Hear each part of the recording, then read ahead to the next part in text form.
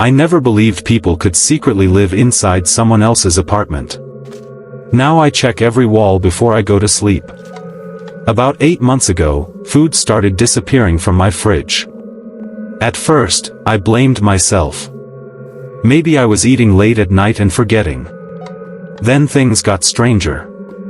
Cabinet doors were left open. The TV was sometimes on when I got home. Once, I found muddy footprints leading from my kitchen to my bedroom. There was only one problem. I lived alone. My landlord insisted nobody else had keys. My friends laughed and said I was just paranoid. So I bought a hidden camera. I pointed it toward my bedroom before leaving for work. That night, I almost didn't watch the footage. For hours, nothing happened.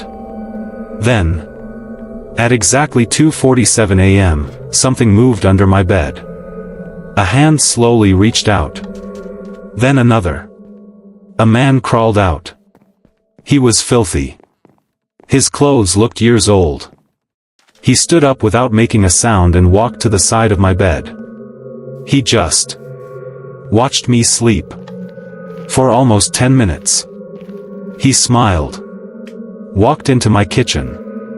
Ate leftover pizza straight from the box. Drank milk from the carton. Then disappeared behind my bed.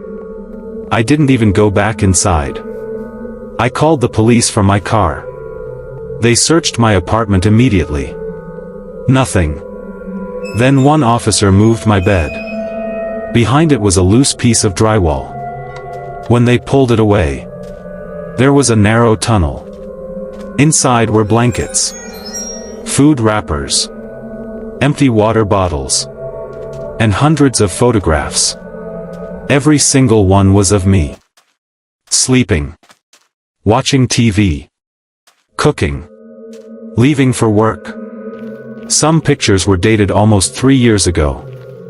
I'd only lived there for 8 months. One officer whispered, "These aren't all of you." Hidden underneath my photos were pictures of the previous tenant. And the tenant before him. The landlord turned pale. He finally admitted that 2 former tenants had disappeared without a trace. Everyone assumed they had simply moved away.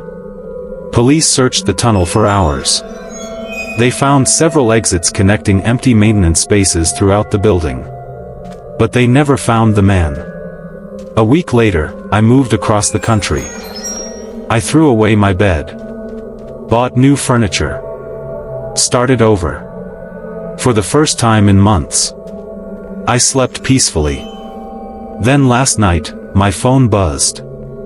An unknown number had sent one photo. It was me. Sleeping.